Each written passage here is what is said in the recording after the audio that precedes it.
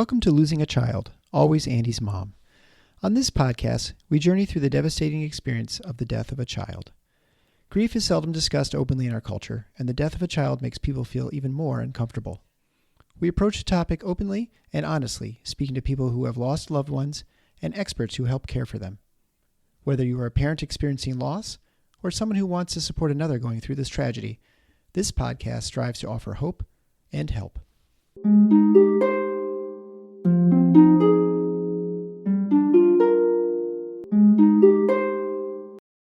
Welcome to episode number 301 of Losing a Child, Always Andy's Mom. I'm Marcy Larson, Andy's mom. Wow, 301. That is exciting. Starting another new 100 episodes. I never even really thought I would make it to 100, so 301 is feeling pretty big. Last week, if you listen, you will have heard Eric and I talk with Gwen a little bit about these 300 episodes and the almost 7 years since Andy's passed. You will have also heard us talk about our recent trip that we took. I'm sure we haven't done that recording yet, but I'm sure all of that will be a part of it. Because we just had that big vacation, it has been a month since I have had my last interview, and I really can't think of anyone better to start this next 100 episodes with than today's guest, Nicole. She just really exudes joy, and you might find that surprising for a bereaved mom, but I really want you to listen to her because she's been through so much grief and trauma and sorrow in her life, yet she has come out so amazingly resilient, and she is just a light for me and for so many other people. And I just know you're going to learn a lot from her because I really, really did. So I want you to just listen to her and take in what she has to say and really how she has been able to change her life over the last 5.5 years, really. It's been 16 years since her young son Samuel died, but really the remarkable change has been in the last 5.5 years. So don't get discouraged if you feel like you're not doing as well as Nicole, because it took her a long time to get there. But it does give me so much hope for the future that maybe someday I will be as inspirational as she is already today. So again, if you want to share your story on the podcast, feel free to email me. I've got a few more to get scheduled, but hopefully by late summer, I will be able to get some more interviews going and be able to tell even more stories of hope and healing, like Nicole's and so many others. Right now, though, I just want you to sit back and enjoy listening to Nicole, Samuel's mom.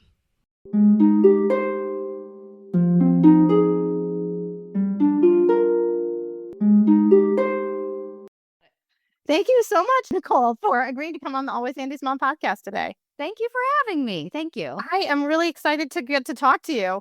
This interview has been a long time coming because I told you I've not done an interview for like a month. Yes, it's been in the works for several months. So yeah. So I'm going to apologize ahead of time to all of my listeners and to you if I'm really out of practice. I might be really out of practice. This is kind of crazy for me, but I took a big vacation, and so now we're getting back in the swing of things, and we scheduled this like 6-7 weeks ago. Yeah, it's been a while. Definitely. It has been. But I am looking forward to hearing your story, pregnancies that you had, because you have suffered loss more than once. Mm-hmm. Yes, I lost my first son, Samuel, when he was 9 weeks old. It was my first day back from maternity leave. I walked into his nursery and found him lifeless in his crib. I placed Samuel on the floor, trying to bring him back to life, doing CPR on him, but my mama heart knew that he was already gone. Oh, my word. Called 911. When the first responders got to our home, I was treated like a criminal. I was shoved into a bedroom. I wasn't even allowed to tell my son goodbye. I had to give a statement to the police, and then I had to plan a funeral. Not long after, I had another miscarriage. I had a miscarriage before Samuel and then a miscarriage after. And after all those losses, my ex-husband actually ran to drugs and became very abusive. I ended up leaving him when I was 7 months pregnant with another child. I had a 1-year-old and a 2-year-old, and I just couldn't take the abuse any longer. We ran for our lives. I was working every single second just to keep the lights on. We were living on food stamps, almost homeless, but I was determined to break the cycle. And so I feel very honored that I do have 3 very healthy living children now and 3 beautiful babies in heaven that I miss so much. But I know losing them has allowed me to be able to help so many other women. And for that, I am grateful of turning that pain into purpose. Yeah. Oh, my word. That is a lot. Yeah. I mean, you've gone through a lot. It's definitely been a journey. Yeah, absolutely. Can you start out by just telling us a little bit about Samuel? Absolutely. And let's just go way back to kind of more those happy times in your maternity leave and things like that, maybe even pregnancy.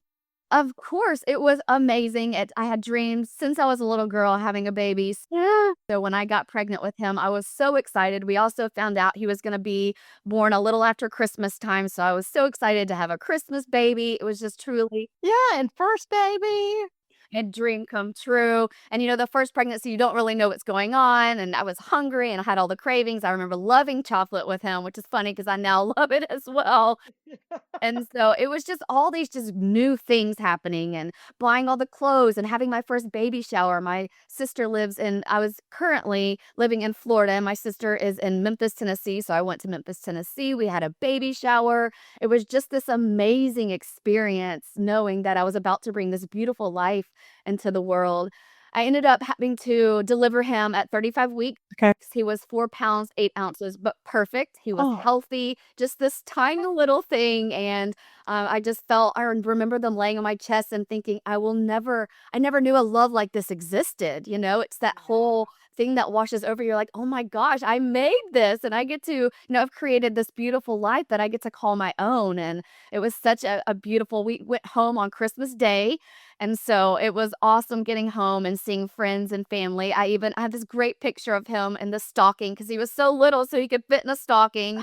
Oh my goodness. It was just so beautiful. And I just remember that maternity leave finally feeling enough and Yeah. worthy and thinking that I worked hard for this. I did have a miscarriage early on before Samuel. So knowing that I had this baby was just so exciting. And I had family in and out. I had family coming from Tennessee that got to meet Samuel, and we went into the beach because my parents lived in Destin, Florida. So we went over to the beach and took all these pictures. I remember the first time I took them to a dog park. It was just all these new things. Yeah. Knowing that I remember all these pictures of taking him when he's in the bathtub, their first bath at home, and all those just beautiful new memories that you start to create. It was truly a dream come true. Yeah. I mean, it sounds like it for sure. I love it. I love Yeah. that. And then obviously you had a great maternity leave with him. What did you do for work? So I worked with children. I'm an infant toddler development specialist. So I would go into homes and work Oh, with families. Yeah, I have my degree in human development family studies with an emphasis in child life. So I got to go into these homes with these children and create these relationships between whether it's a step parent or a new parent in the family, or they've adopted, or there's been developmental delays and they need a connection with the child. So I got to go into these homes and help build these connections. I've always loved children. I've always wanted to work with children. I'm also a certified child life specialist, so I've worked in hospitals with children that have leukemia or all these different issues, and I get to be that person that really brings them comfort and safety. So it's always been in my life wanting to work with ah, children. I was gonna say, I mean, you were just born to be a mama, weren't I you? was, and Right. it's I know we'll get to it, but I now have 6 living children. I ended up marrying after my first divorce, my Prince Charming. He's been in the military for 27 years. He had 3 children. I had 3. We blended and made the Brady Bunch, and we're just this big, happy family. And I knew God was gonna give me kids, but I had no clue it would be these amazing stepchildren as well. And so it's just been such a beautiful journey to grow from, losing a child to growing this family of, this huge family with multiple children. Yeah. I just feel grateful that I feel Samuel's been with me every part of the way. Yeah, well, let's talk about that now. So obviously you talked about how Samuel lived for 9 weeks. Mhm. You were home on your maternity leave. You said it was your first day back. Mhm. right? Your first day back to work? It was my first day back. I was getting all my files ready for my clients, printing everything off from the computer, getting directions to go into these families' homes. And I thought it was odd that he hadn't gotten up yet. He had never slept through the night. But I thought, oh my gosh, what a blessing. I finally got my first night of sleep. This is I'm supposed to be going back. This is so beautiful. I was so blessed to be able to take 9 weeks off as well. Right. But then when I walked into his nursery, I froze. I froze. Yeah. And he was in his crib, he was on his back. Like I said, my degrees are in child life. I knew to place him on his back. There were nothing in his crib with him. There was a fan going. There wasn't extra blankets. So I knew exactly what I was doing. And I think that was another thing that rocked me so much because I knew Yes. I had done everything right. Right. Exactly. I knew, how to lay the child down, that there weren't supposed to be Mhm. extras in the crib and all those things. And Mhm. so when I found him, he was cold to the touch, but I thought maybe, I can give him CPR, I can bring him back to life, and that did not happen. And that's where my journey really, I lost myself. Yeah. I couldn't get out of bed for months. I had to plan this funeral Yeah. and I had to choose these songs and I had to let people know. And it was just devastating to realize the one thing that I had always wanted, to be a mom, it was taken away from a matter of seconds. Yeah. And then you blame yourself and thinking, if I had done this, if I had done that, if things had been different, then it went into, why did God not take me? Right. Why was it Samuel? Why was it my son?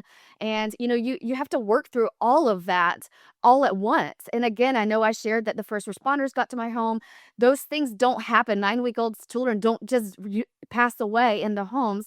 So it was new, I heard later on, but made it no excuse. Could not give him a hug goodbye, could not kiss him goodbye, could not see him one last time. Like I said, I had to give this huge statement to the police exactly what happened. I couldn't even think straight. Yeah. I was, being asked to do all these things. I couldn't even think straight. And then when they did the autopsy, they could not find a cause of death. So they labeled it as SIDS. Yeah. And it has taken me years to really work through that, because if they can't find a cause of death and they're labeling it as something, you never know what the true cause was, what really, Right. caused your child to die. Yeah. That as well has really been a huge part of me being an advocate, that this is not okay, that this, you need to do more research, whatever it may be, because again, it shattered my world. Yeah. Yeah. It does. And I think you have this sense of, if you do everything right, if I make sure my kids land on the back and there's nothing else in the crib and we do all of these steps, that you are going to have this 100% assurance that this couldn't happen to you.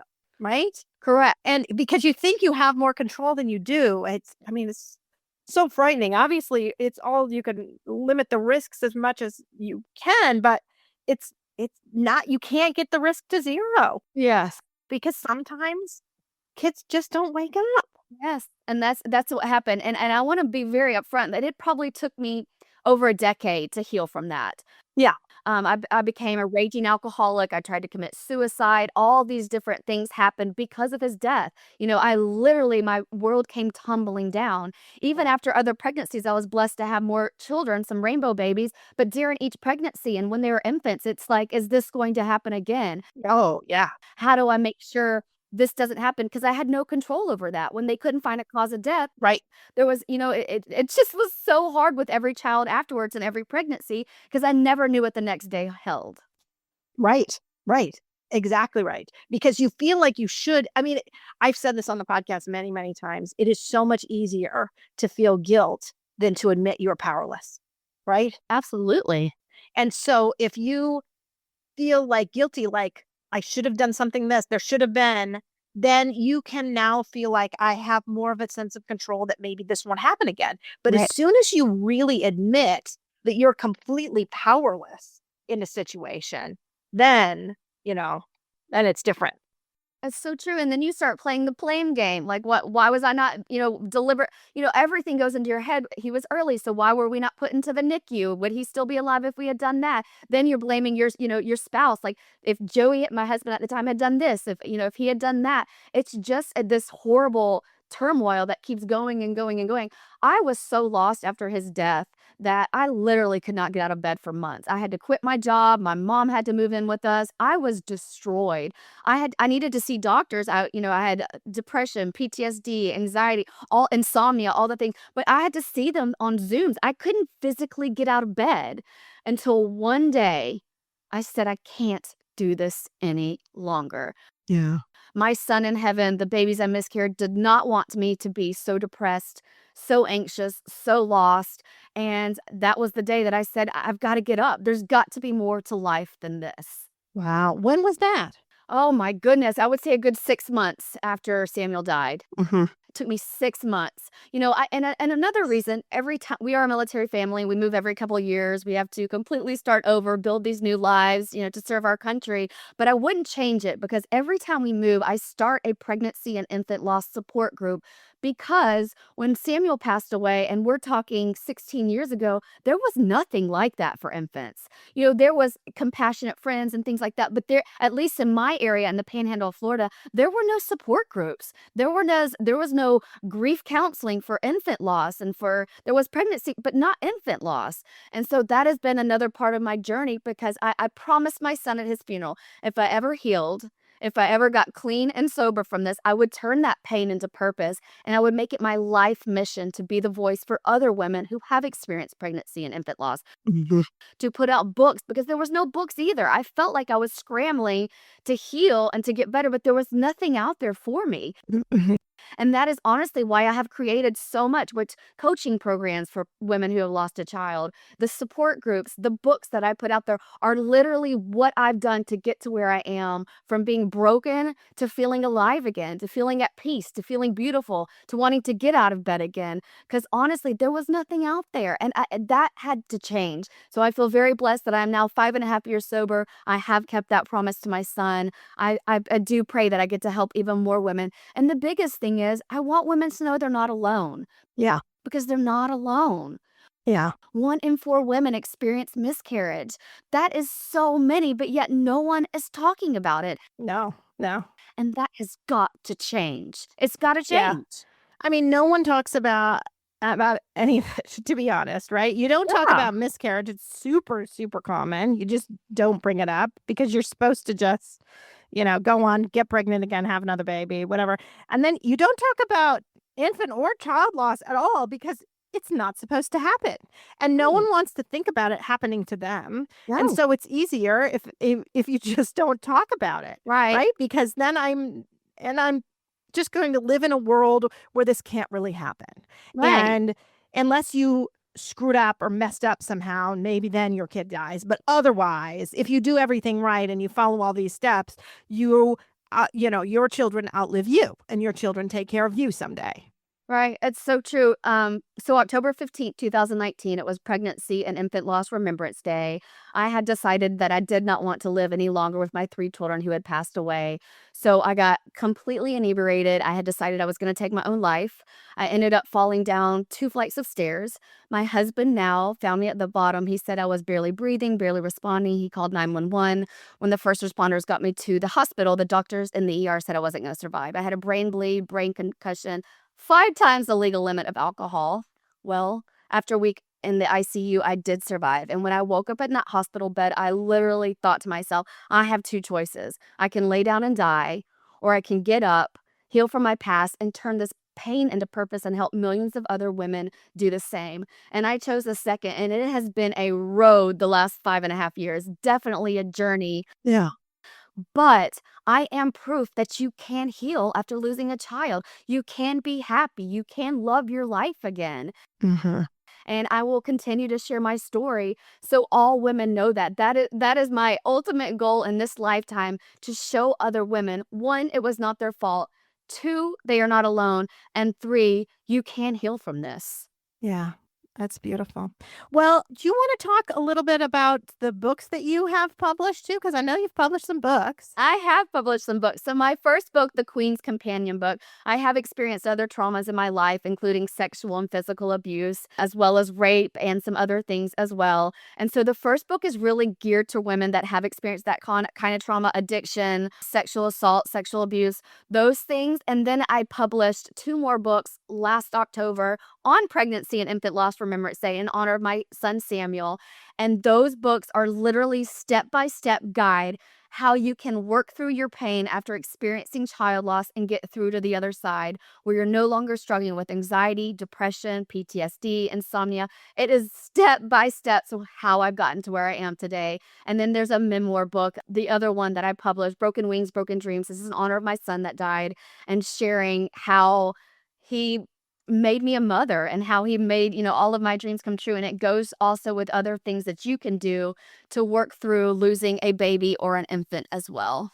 Oh, that sounds beautiful. Thank you. Thank you. Yeah. So, I mean, you're right. That obviously Samuel's who made you a mama. And let's go back a little bit and talk about that initial grief because I feel like we kind of fast forwarded through a lot of that. But really, let's go back and talk about kind of a little bit more about that kind of time in your life because you said a lot happened. I mean, a lot happened with Samuel's dad, and there were different things going on, really, right? Absolutely. So on December 31st, the year before I found out I was pregnant with Samuel, I went in for my annual checkup with my OBGYN and found out, surprise, I'm pregnant. And it was it was one of those unplanned pregnancies. And I was like, oh my gosh, what am I going to do? How does this work? I don't know anything. I was still in my 20s. I was super young, and it was exciting, but it was also scary as well. And unfortunately, about 10 weeks in, I did lose that baby. It was a miscarriage. And so when I went to get pregnant, when I ended up getting pregnant with Samuel, 6 or 7 months later, it was, oh my gosh, this is such a dream. This is, how it's supposed to happen. I'm so excited to have this baby. I had a few because this was planned. This Samuel one was planned, yes. Yeah. And so, and it honestly, after we lost the child, we realized, oh my gosh, we are ready for this. We are ready to start a family. And so we were very, we're gonna have a baby. And so we got pregnant pretty quickly once we did start. So, all of this excitement and joy. It was an interesting pregnancy because I was so after the miscarriage. I wanted to have an ultrasound done all the time. I wanted to figure out like how we can make sure that this pregnancy, I go to full term. So I was constantly in the doctor's office, but she fully understood.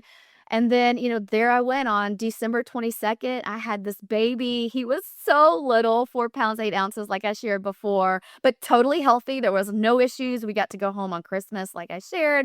And again, the maternity leave was just wonderful. And then after I lost him, I didn't know what to do with myself. I didn't know what is my like? Who is Nicole? What do you do from here? How do you ever cope after losing a child? And unfortunately, my husband at the time, he couldn't. He started doing drugs, and he was doing drugs every single day. He would disappear for weeks at a time. I couldn't get a hold of him. And here I am, lost and alone. So you're trying to grieve and Yes. the person that you want to probably best grieve with. Because honestly, like my mom hasn't lost a child. Thank goodness my sister had lost a child. None of my friends had experienced that. He was, to me, the only one that got it. Right. And, I felt so broken and so alone because he just took off. And here I am grieving and going through all these steps of grief, wondering, where do I go from here? What happens next? Right. And like I said, there was months, and it was everything. You get mad, you get sad, nothing seems to make sense out of all of that. And things feel so unfair, right? They feel so unfair, and you're just so broken, and nobody gets it. And the thing is, then a Mother's Day passed, but nobody remembers you. They don't remember because you don't have a baby. Right. Or it was also the time in my life where I was young, out of college. My friends were all getting pregnant. They're sending me things to baby showers, and I can't even cope and think about another child. And it's not that I wasn't happy for them, but my mind, body, and soul just couldn't take it. I was full blown grieving. Yeah, of course you were. I was full blown in grief. So as I'm finding out my friend is pregnant and, nobody's calling me on Mother's Day. And it's crazy because after Samuel's funeral, you stop hearing from everyone. Yeah. It's like you're so alone in this grief that doesn't go away. Yeah. That you're playing over and over in your mind. If I had done this, if I had done that, would things be different for me? And I was just so broken and so lost. I knew I wanted to be a mom. So I was very, with my husband, even though things were so rocky, I want another child. I want another child. So we did get pregnant again with our rainbow baby. I had named her Lillian Grace. That's the name that I had always wanted if I ever had a little girl. So healthy, so beautiful, so amazing. We had another boy after that, Coleman, and he was another healthy pregnancy. Everything was fine. We got pregnant again. Would be our fourth pregnancy, well, our sixth pregnancy, but our third living child. And Harper, I was pregnant with her. And then one night, I walked into the bathroom. He was bathing. My husband at the time was bathing our 2-year-old in the tub. I walked in. He's doing a line of cocaine on the bathroom counter while throwing toys and screaming at our baby. I had reached a point with the abuse that you can mess with me, but you're not going to mess with my children. This has got to end. I grabbed Lillian out of the tub. I grabbed my 1-year-old out of his crib, my very pregnant belly. I was 7 months pregnant, and we ran. I grabbed all of our things as quickly as I could, and we ran for our lives. Yeah. I had no clue how I was going to keep food on the table, a roof over our heads, but I couldn't take it any longer. And since the abuse had now started with our daughter, I had to get out of there. I was determined at that point to break the cycle. It was so hard in the beginning. I didn't know how I was going to make it through, but I knew if I continued to show up, believing in myself. And that is also a time in my life where I realized I've got to ask for help. I think that's another thing is as moms, we think we have to do it. I know as a military spouse, everything on our own. Yeah. We're told to just suck it up and just go. And that was a time where I said, I can't do this on my own any longer. We're going to end up on the streets. I need help. I need other family members, women, friends to help. Because what was happening with your grief at that point in time? Do you think you were... No, still broken. I think I was going to say, you just got pregnant again, expecting that it will just get better. Correct. If I ignore it long enough, correct, it will just get better. Correct. Yeah, that's what I was gathering. I was like, you just kept having more babies and kept thinking, I just need to keep myself. Yeah. It'll go away. This baby's she's healthy. He's healthy. This pain, this grief will just go away. And that is the biggest lie I think I ever told myself. It would never just go away. What really helped, though, is one, asking for help. I also needed to get my own counseling and therapy. I had to get sober and clean. I had to hit my rock bottom. I had to. Those were things I needed to do. I had to get to a place where I was putting myself first. And that is so dang hard as a woman, as a mother, to put yourself first. But I knew, right, I was never going to get through this if I didn't do that. Right. I love how you said that, though, because you're right. I think what you were trying to do was just like have another kid, put that, and then put the children first, right? Not think about yourself, because you weren't. You weren't thinking about yourself. You weren't thinking about your emotional well-being. You weren't thinking about any of that. You were just trying to just keep doing the thing that you thought you should be doing. Right. Right. And you get this old adage, time heals all wounds. Mm-hmm. And you think, okay, I just need time. I just need more living children. I just need to prove to myself that this was a fluke. And I wasn't, this didn't happen because I was a bad mom and I can't keep a kid alive. Like, I can keep kids alive. I could, right? It just, like, your mind was not in a healthy place, really. Not in a healthy place at all. But along with that was the abuse that I thought that's what I deserved. Yeah. I thought since I lost our son, since I had the miscarriages, that's why he's abusing me. And this is what I deserve because I killed our child. That's what my mindset was at, because I was already, wow. I was still so broken. Yeah. It'd go over my mind. He'd say, oh, I love you. It'll never happen again. I'm like, and I believed him because I thought I was being punished. I thought for the longest time that I had killed Samuel. That's what I thought. Yeah. As crazy as that sounds, that's what I thought. I know. I think a lot of us do that. No matter what our kids die from, I think we can put it on ourselves and think, okay, I'm the mom. Mm-hmm. It's my job to keep them alive. Mm-hmm. And I didn't do that. Yeah. So ultimately, it's my fault. Yes. We were rear-ended. I wasn't driving the car. It was on 100% not my fault. But yet, in my heart, did I really still take some blame and feel like it was my fault? Yep. Why did I let him go upstairs and change his clothes after soccer practice? Shouldn't have done that. Why did I mean, you just second guess every little decision that in my case would have put us on the road at 30 seconds earlier or 30 seconds later or wherever, right? Little things that I could have done that ultimately may have saved his life. Well, my point is that it doesn't matter. Like, I think we all do it, no matter what the cause of death. Yes. We all feel like that was the job. And Yeah. I totally understand why you felt like you needed to be punished. I remember after Andy died, I didn't want to eat. Didn't want to eat at all. If I don't eat, I will get a migraine headache. I desperately wanted to have a migraine headache all the time because I wanted my body to feel as bad Yeah. as my spirit, my emotions. I wanted my body to feel bad because I just didn't feel like any part of me should feel okay. I should feel awful all the time. So I think that was you feeling like, I deserve this. I deserve all of everything bad happening. Hit me again. This is what I deserve. Yeah, absolutely. And it's when you look back at it, you're like, oh my gosh, I was crazy. Right. But when you're living in it, when you're in the moment, that's all you can see, Yes. Yeah. 100%. 100%. I totally agree with you because I think a lot of people would listen to this, especially non-bereaved parents would listen to you say that and be like, that's crazy. That is crazy that you thought that. That is so makes sense to me, you thinking that. Now, is it accurate? Of course not. So, Of course not. We know that. But does it feel like it is in the moment? Yes. So I can see why things lasted as long as they did with you in that abusive situation. right.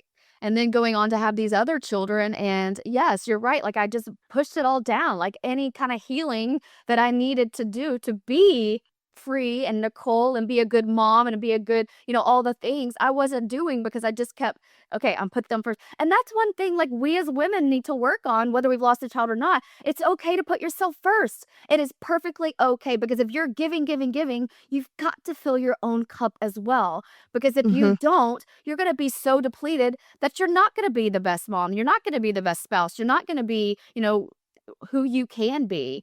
And so I think that as women, we need to learn that one, it's okay to ask for help. And two, put yourself first sometimes. Yeah. Take some time for yourself. Right. Whether it's a bubble bath, it doesn't have to be going to buy these, new shoes or purse, or it's just go for a walk or, take a shower and play your favorite song, something like that, just helps you. And when you become a healthier you are a better mom. So true. You do so much better. So a lot of times that bath or that little thing that you needed to do to pamper yourself makes everything else better. So you So true. actually are going to make your kids' lives, everybody's life better I know. by making doing those little things. So true. So true. I agree.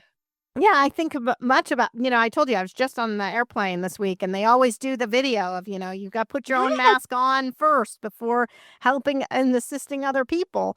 I mean, you're no good to anyone if you're not helping yourself. That is so true. I also talk about like our marriage. I do have a very strong marriage. My husband now has even legally adopted my 3 living children. We, every Samuel's birthday, every Christmas, we go and to the grocery store and we prepay for several birthday cakes since Samuel's not here to enjoy that. And so when the parents go to pick them up, they have these cakes that are already paid for because I love to do that in honor of my son. I had to learn different things though that helped me. So every year on his birthday, we shoot off these little cannons like you would at a boy or girl, like if you're finding the gender out of a child. Like these things that my children know every year on December 22nd, we're going to do something in honor of him. And I do it on his angel date as well. We might go release lanterns or something in honor of him. Another thing is I'm very open with my children that they had a big brother that passed away. Yeah. And I want them to know that mommy's okay, but it's okay too on those days to cry and to to miss him. That will never go away. But you do learn tools that help you where each year it's not like you're stuck in bed or you have to have a drink or, whatever that may be. And mine's, prepaying for birthday cakes and releasing these lanterns and celebrating his 9 weeks because they were amazing when he was with me. Yeah. So you talked about how you kind of hit your rock bottom about 5.5 years ago. When did Samuel die again? Where are we? March 2nd, 2009. 2009. Mhm. Okay. All right. So let's see. We just passed what? 2009, 16 years now. He would have been 16, and that was a tough one this year. Yeah. You think of like, oh, he'd be getting his driver's license or Yeah. all these different things at that age. This was a tough year. I would say the last couple of years were not as tough as this one was, thinking about, oh my gosh, this is a life-changing year. Yeah. 16, 18, 21, 40, Yep. it's just, this was a tough one. That is so funny because I just had a friend whose son should have been turning 16 this week. And she was talking about that. Like, I should be going in and getting his driver's license with him today. Mhm. And that's what we should be doing. And yet we're not. Yeah. And I was talking a lot about these milestone birthdays are huge. I mean, Andy Mhm. should have been 21 this year. That's a milestone. All Mhm. those things are, that bring you back Right. and really are hard. So it's good to hear in some ways that you still feel that too, and that's okay to still feel that. Absolutely.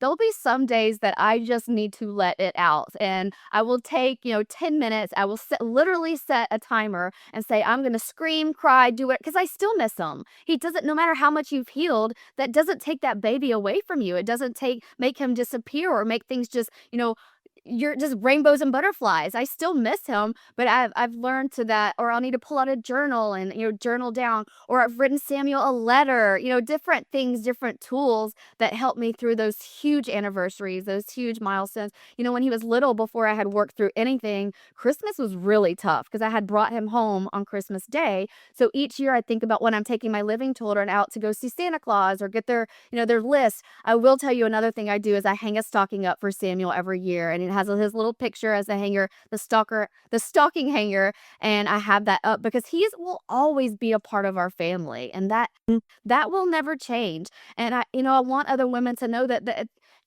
do things that make you feel at peace, whatever that may be. And for me, it is hanging up this stock. For me, it is getting a birthday cake. You have to learn these things because it won't ever completely go, and it shouldn't. Mm-hmm. Yeah.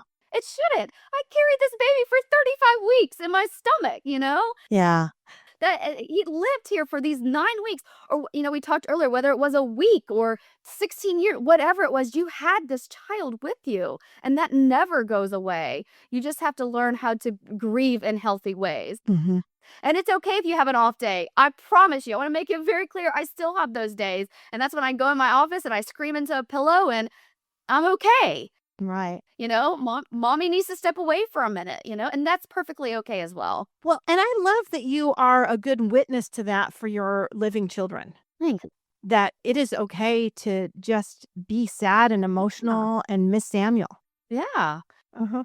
Absolutely. And it's sometimes we'll sit around and they'll ask me questions and, what did you dress them in and, different stuff. And those moments bring me joy. Yeah. They bring me joy because they're asking questions and I get to remember the good times. I don't want his death to take away those amazing 9 weeks I had with him here on earth. And, I choose to celebrate his life instead of mourn it in a way that like it was before. I would wake up and have a drink, or I would, just cry all day where my children were not getting any kind of attention. I wasn't giving any attention to anything. I couldn't function, Yeah.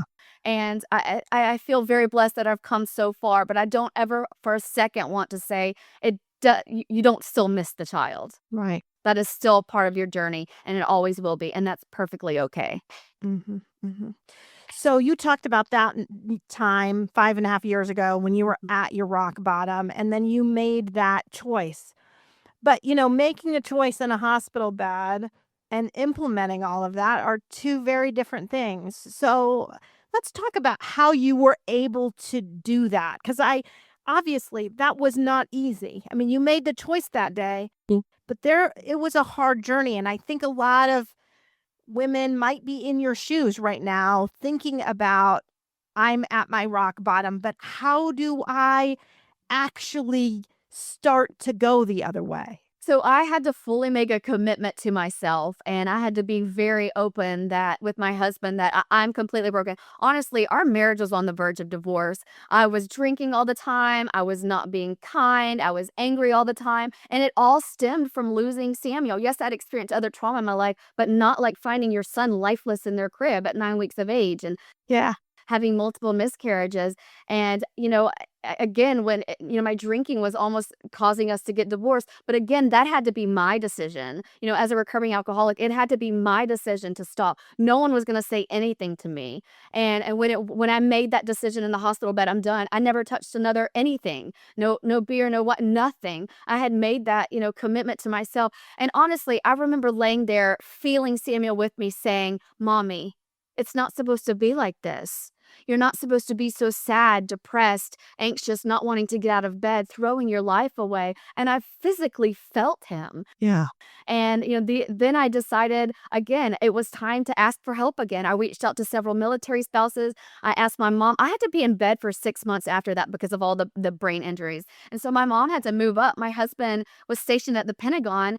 And he was always gone. I needed someone to be there to help with the children, my living children. Yeah. Yeah. You couldn't even do that. Yeah. And so I had these women, and that's why I continue to tell my story, because when I did ask for help, there was women showing up with meals at the front door. There was women showing up, how can I help with the children?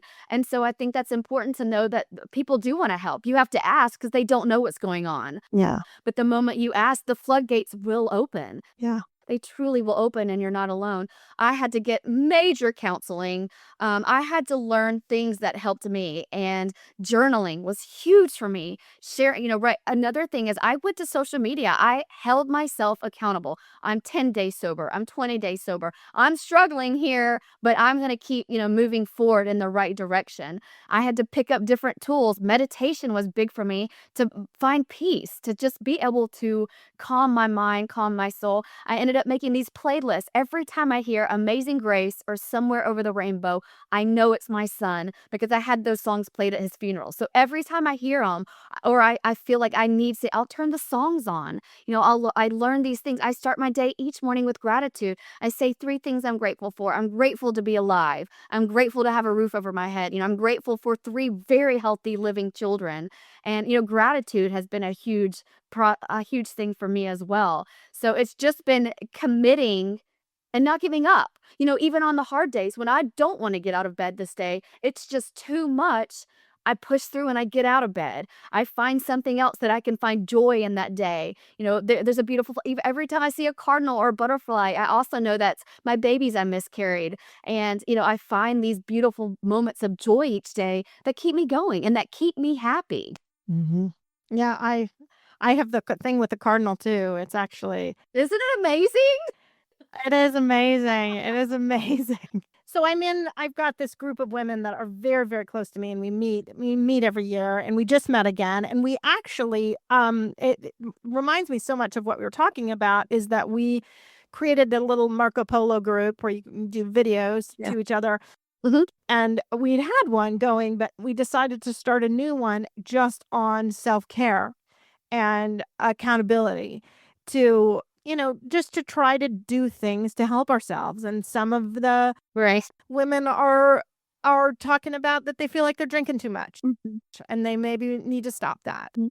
Others of us, I've certainly gained a good amount of weight since Andy died, and I'm looking to eat healthier and work out more. And but sometimes the self-care is that you need to stay in bed Mhm.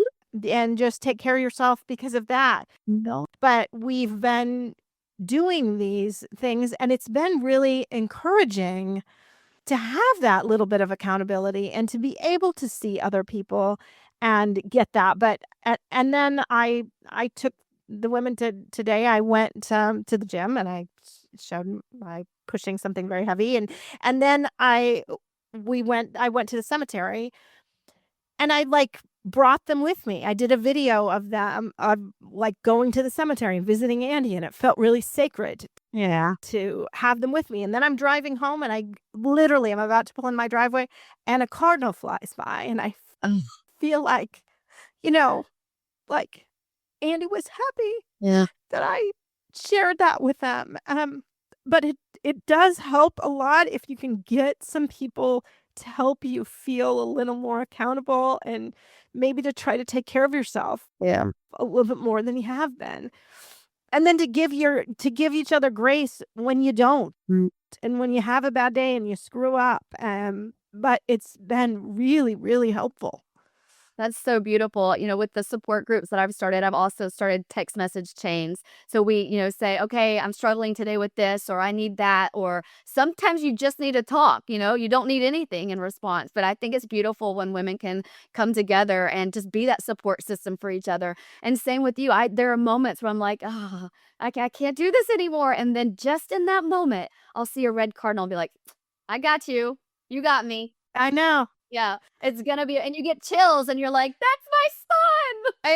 It was a red cardinal flew by with So beautiful. with a female. So there was a male and a That's amazing. female, and I was, and he was like he flew almost. I don't know. I just thought about him like him and me a little bit. You know what I mean? I love that. That's so beautiful, and I love that you shared that because I also share it with my children, with my husband. So every time they see one as well, they're like, "That's Samuel. That's our big brother," or "That's honey. know. That's your son." And it's so beautiful that they feel that too, and that I have brought so much light to Samuel's life that they know that this is another way I honor him, and I love him, and you know We got home from our trip and I went out, sat on the deck. First time I sat out on the deck, and what's singing? The cardinal. Yeah. That's so beautiful. Of course it is. I just felt like it just was welcoming me, and we have a cottage up north, and we have all sorts of bird feeders, and almost all the time when I fill the bird feeder up, because of course it's always empty every time we get up there, I fill the bird feeder, and most of the time, the first bird that comes, will be a cardinal. That's so beautiful. Like, I don't know, I just feel like visiting a little bit. So it just I don't know. I love that though. I love just Right, seeing and those. those are things on your healing journey that you need to start recognizing, like women need to, or men, whoever, you need to find these things that do bring you joy, and whether it's a cardinal or a butterfly or a rainbow, Mhm. something that that it just brings me peace, and I want Yeah. other women to know the importance of finding these different healing modalities or signs or whatever you want to call it that will help you through because you're still going to have tough days. You're still going to question everything. You're still going to go, Right. play the story. And those are the things that really will get you through and knowing, okay, like everything's going to be okay. My child is right here with me.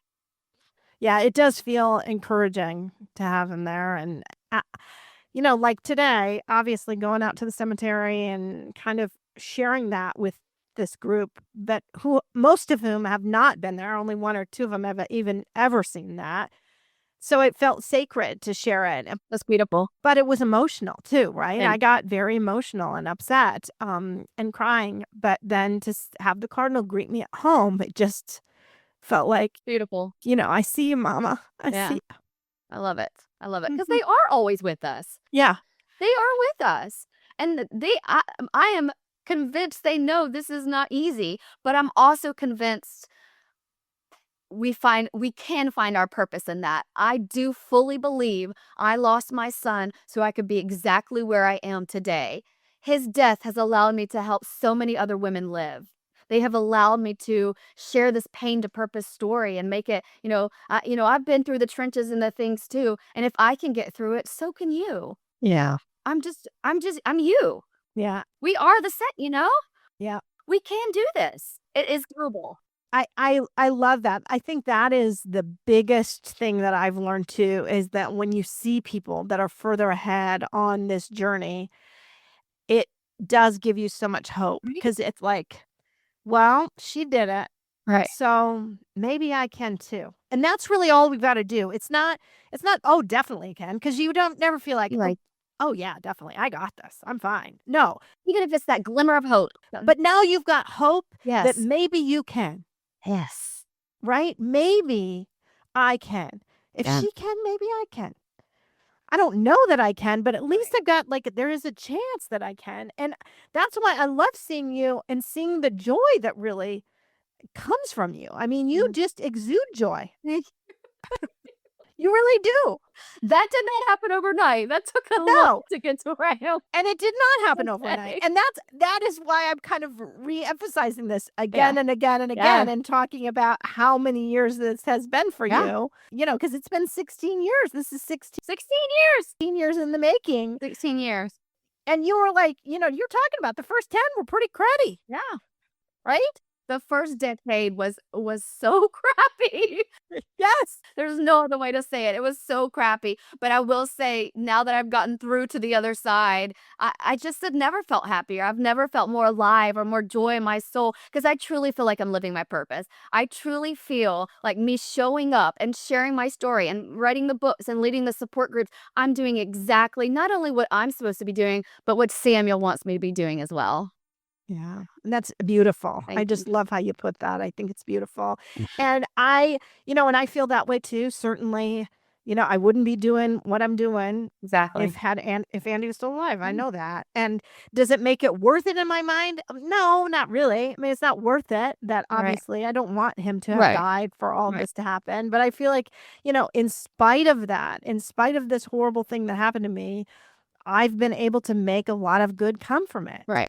And I Right. think that is the way that it makes me feel more okay about Right. it in my head, that I don't say to myself, well, Andy had to die in order for me Right. to help all these people. Right. So that just had to happen. I don't like to think about it that way. Right. But if I think about, well, in spite of this horrible thing happening to me, I have made a lot of beauty So true. Right. Oh, that gives me chills. It's so beautiful. and bring beauty from the pain. So I don't know. It's just a different way of saying it, but it makes me feel more okay with it, because otherwise it's very hard. It's very hard to want to say, well, Andy had to die to make all these good things happen. Mhm. That feels weird. It feels better the other way. Totally. And it's also a mindset thing. You have to have Yes. that mindset. If you're stuck, especially I was very stuck in the victim mentality. Like, woe is me, this is what happened. Meaning, like, I couldn't see outside of myself. Like, that was it. I was just so broken that it was me, me, me, me, me. And the moment that I said, no, I'm not a victim. I'm a survivor. I'm a thriver. I'm a queen. Yeah. That when I embraced that mindset, my life completely changed. Yeah. I started to feel peace again. I started to lose the weight. I started all these things. I got sober. It really is a mindset thing. You have to come to that point where you're like, I don't want to be like this anymore. I want to be happy. I deserve to be happy. I love that. I love that. This is I just wrote it down because being a survivor and not a victim. Right. And celebrating the fact that you can do this, and you did And it's a big deal. Celebrate. really hard things, and you have made it through Yes. really hard things that most people wouldn't even have to dream of doing. I know. So true. It's so much different of a mindset than living in the, oh, woe is me, this is Mhm. horrible, I can't believe this, So true. then look at what you did. Yeah. Look at what we all do. It's wild if you really sit and think about it. Like, if you're at a place where you can really look back and I think, whoa, how am I alive? Rape, Yeah. abuse, infant loss, miscarriage, addiction. How am I alive right now? Yeah. Because I'm choosing to get up every day and know that what I survived is what most people can't even wrap their minds around. And I celebrate the fact that I went through all of that, but I did get through to the other side. It was a lot of work. Didn't happen overnight, but because I loved myself and I was committed to myself and to my children and to my marriage now, I did the work Mm-hmm. because I wanted to be happy. And I do celebrate that I am a thriver. I am a survivor. I went through, like we said, something that most people can't even fathom, and I don't want them to. No. It's the worst thing I've ever experienced. Way harder than anything else. And I've experienced some trauma, but losing a child and finding my son in his crib, no longer living, I think, like, how my life? How did I make it through that? Yeah. So yes, I will celebrate that I did, and I will scream from the rooftops, like, look what I freaking did Yeah. to get to where I am today, Yeah. And up to 90% of marriages end in divorce. Mine did.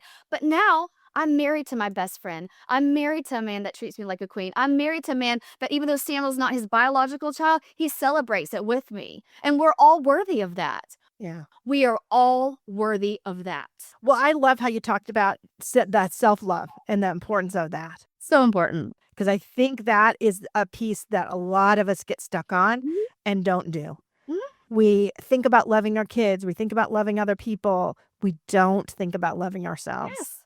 And it's the most important person to love, yourself. Yeah. You know, when I have my clients come in, one of the questions I ask is, tell me 3 things you love about yourself. And maybe the listeners right now, did you know about 85% of the women can't name a thing? They can't name one thing. And I'm like, oh my gosh, well, love yourself for taking the first step and getting, healthy. Love yourself because you showed up today. Love yourself because you got out of bed today. And it's so important for us women to learn to love ourselves. Yeah. Because I truly don't think I ever would have been happy if I hadn't learned to love myself. I got to a point where I dyed my hair red. I'm wearing the glitter. I have tattoos all over me. I stopped caring what other people thought of me. And I learned to love myself for who I am, for the woman I've become, for the woman what I've experienced. And I think that it's changed my life. And I want all women to celebrate that we are worthy to love ourselves. Love yourself. I've got to say, I think that's a good challenge for all the listeners right now. It's a challenge for me to even the name 3 things that you love about yourself. Yeah. Like, oh gosh, what? Right? I mean, I thought about that for a second. Like, I don't know what I would say. What would I say? I'm glad she's not asking me that right now. That's what most women, that is the majority of women. Yeah, but you really should honestly be able to blurt it out. I love that I'm authentic. I love that I have a sense of humor. I love that I've turned my pain into purpose. I love that, it should be easy for you to say, I love that I did this. I know.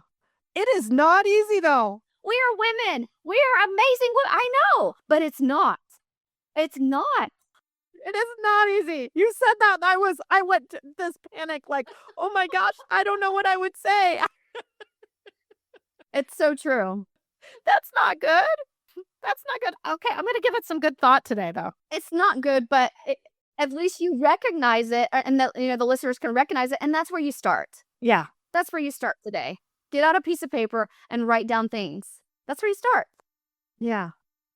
So you say you have clients. So you've got a business that you... Oh my gosh, it's my favorite part of my business. As much as I love writing books and publishing books, I coach women who've experienced rape, abuse, infant loss, miscarriage, and addiction. And I teach them how to fall madly in love with their true, authentic self.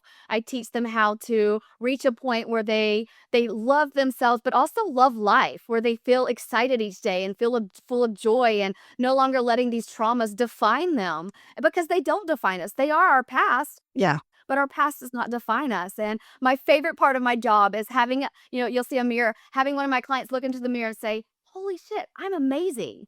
I'm beautiful. I'm worthy. I love that as a woman to be able to really know that you're amazing. That's a beautiful thing, That is a beautiful thing. And that's my favorite part of my job. I love speaking and traveling the world. I love all the military stuff that I get to do. But my favorite job is coaching women and teach them how to just fall madly in love with themselves. I love it.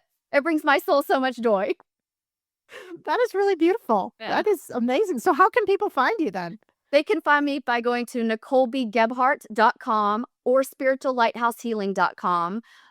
They can reach out to me on social media. I'm on LinkedIn, Instagram, and Facebook at Nicole B. Gebhart. Oh, well, that just sounds great. I think a lot of us could use a little of you in our lives. Like, everybody needs a little Nicole, I think. Aw, thank you. That's very sweet.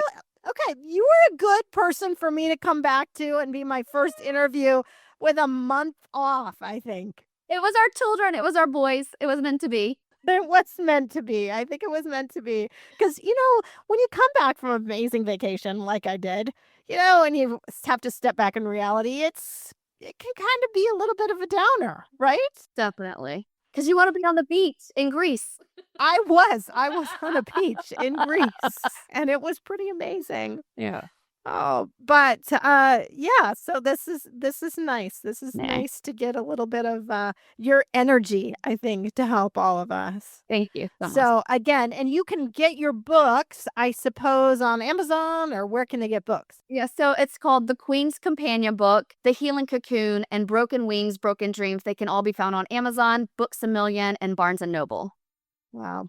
Thank you again so much for coming on and sharing Samuel with us and sharing your wisdom that you've Thank really you. learned over the last, 16 years now. Thank you. Thank you for having me. It was such an honor. I'm super grateful. Thank you. Mm-hmm.